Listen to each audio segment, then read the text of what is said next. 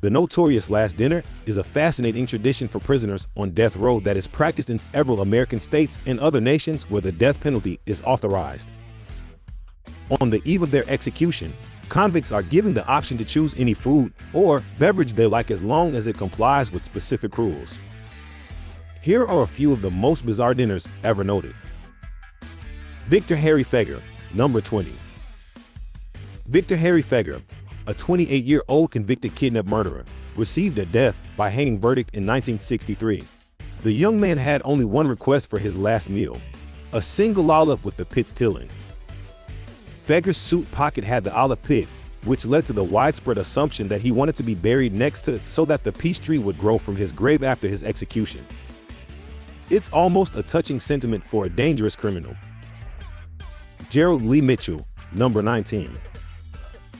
Even sweeter than Fager's last meal, Gerald Lee Mitchell's was sweeter in a totally different way. Mitchell had only one thought when it came to his last supper: an assortment bag of Jolly Ranchers candies, while he awaited his execution on death row. It's easy to assume that this criminal wanted to end their life on a real sugar high because they consumed the full bag before facing the last curtain. Lawrence Russell Brewer, number 18. While some people are completely spoiled for choice, others are certain of the final meal they will ever consume. Lawrence Russell Brewer, a convicted murderer and white nationalist, planned to indulge in a massive feast in 2011 by taking full advantage of this uncommon chance. He ordered 3 fajitas, a meat feast pizza, a bowl of fried okra, a pound of barbecue meat with half a loaf of white bread, peanut butter fudge with crushed peanuts, a pint of Bluebell ice cream, a triple bacon cheeseburger, a cheese omelet with ground beef, tomatoes, onions, bell peppers, and jalapenos, along with 3 root beers. Brewer, however, refused to take a bite of the food when it was delivered, stating that he wasn't hungry as a last crew to the legal system. Lawrence Russell Brewer will be held accountable for everyday prison slop for future death row inmates because Texas Senator John Whitmire was so outraged that he chose to outlaw the last meal request in the state. John Wayne Gacy, number 17. John Wayne Gacy, a notorious serial killer also known as the Killer Clown Pogo, was another offender who profited from his Last Supper request. Gacy placed an order for 12 fried shrimp, a bucket of KFC original recipe, French fries, and a pound of strawberries for his last meal. Gacy oversaw 3 KFC locations in his hometown of Waterloo before his incarceration, and it's obvious he never got sick of the finger-licking pleasure. Spankling John is number 16. When placing the final order, food may not even be considered important to some people. Spankling, who had a history of binge drinking, declined requests for special food in favor of a single flask of Jack Daniels, which he split with the prison director. After his passing, Florida's final meal laws were changed to completely ban alcohol. However, to be honest, going out while intoxicated doesn't seem like such a bad idea.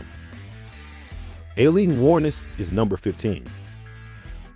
Before she passed away in 2002, Aileen Wuornos also asked for a drink, but it was a different kind. She only wanted 1 cup of black coffee. Wuornos actually had much wilder motives, despite the fact that it would have appeared like she was saying, "Don't even think of killing me until I've had my morning coffee," with her request. Her famous last words were, "I'd just like to say I'm sailing with the Rock, and I'll be back like Independence Day with Jesus June 6th, indicating that she didn't think she was leaving for very long. It is safe to state that she has still not shown. Ricky Ray Rector, number 14. Richard Draven. When it came to his previous lunch, Rector appeared to have identical objectives. Rector had ordered a supper that sounded delectable: steak, fried chicken, cherry Kool-Aid, then a slice of pecan pie. However, he skipped the dessert. Rector merely said that he was keeping it for later when questioned why he changed his mind about the delicious delicacy. It's up to you to decide if this was meant as an ironic joke or a foreboding allusion to his impending afterlife return. 13. Timothy McVeigh. Given the severity of his actions, you might be surprised by what this senseless killer chose to eat as his final meal. It's unknown if the second pint of mint chocolate chip ice cream melted into a puddle next to the first one as McVeigh slurped down the first one, or if it was all McVeigh wanted to consume before his execution in 2001. To be honest, Even melted ice cream seems way too kind for a man who caused 168 unintentional fatalities. David Leon Woods, number 12.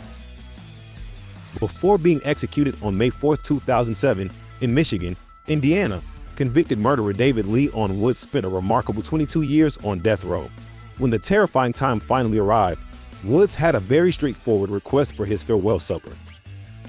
He selected a regular pizza and a whole birthday cake, both of which he shared with his family. In actuality, he was born 3 months after he was put to death. But hey, beggars can't be choosers. Grasso, Thomas J., is numbered 11. Thomas J. Grasso wasn't the brightest of the group, and on Judgment Day in 1995, his request for his Last Supper revealed his dubious personal decisions.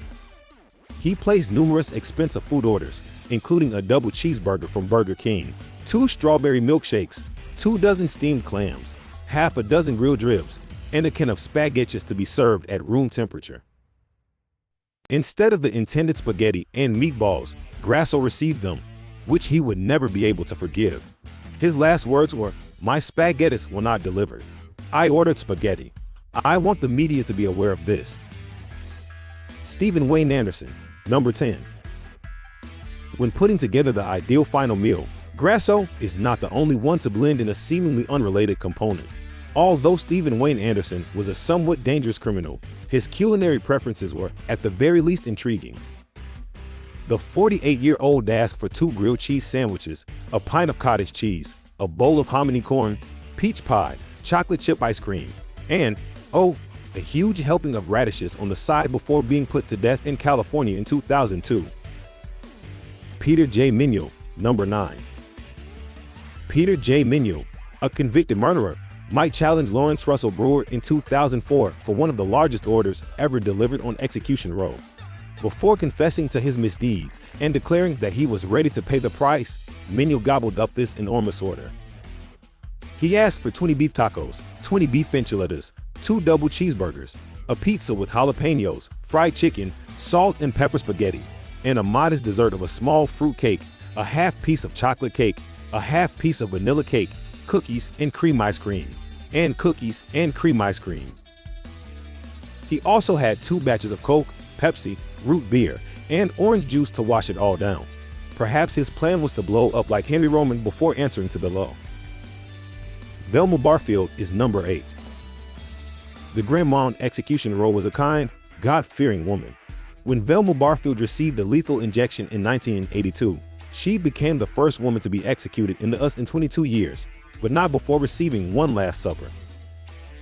What you may anticipate is a cup of tea, a piece of coffee cake, or a fruits cone, but all Barfield wanted was a packet of cheese doodles and a can of Coke. But what can you truly expect from a devoted Christian elderly woman who also killed 6 people? Robert Towton Harris is at number 7. It's crucial to order everything you need while ordering your Last Supper while on death row.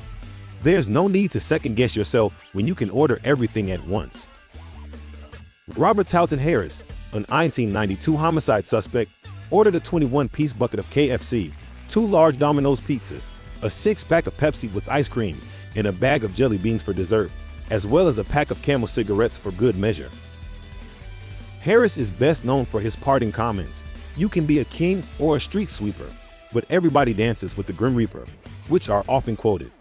Don't you think it's a little prophetic for a seasoned criminal? Ronnie Lee Gardner, number 6. Ronnie Lee Gardner was undoubtedly motivated to prolong his sitting, as many death row inmates have used their final meal as an opportunity to make wise decisions. With his order of steak, lobster tail, apple pie with vanilla ice cream, and a 7-Up, he didn't go overboard. However, he also added the request to watch the Lord of the Rings trilogy while he was eating. Gardner was surprisingly given permission to do so, and with the total running duration of more than 11 hours, this had to be the longest final meal ever. Philip Porkman, number 5. When Phillips asked for his last meal, gluttony was the furthest thing from his thoughts. His last request was that a sizable vegetarian pizza be handed to an unidentified homeless guy, but jail officials refused, thus he was left without food. Unexpectedly, on May 9th, the day of his passing, homeless shelters in Tennessee received a sizable donation of vegetarian pizzas from people across the nation. So at least he performed one decent deed prior to passing away. Angel Neves Diaz is number 4. Because of his oddly unselfish request, Philip Workman may have gone without food, but Angel Neves Diaz purposefully declined to eat. Diaz was given the typical Wednesday prison menu, which included shredded turkey with taco seasoning, cheese, rice, pinto beans, tortillas, apple crisp, and ice cream because he had not placed any special orders. Even if it sounds remarkably tasty, Diaz declined to consume it as well. In his concluding remarks, he denounced the death penalty as a sort of retribution, but also a cowardly act by humans. But Chandler comes in third.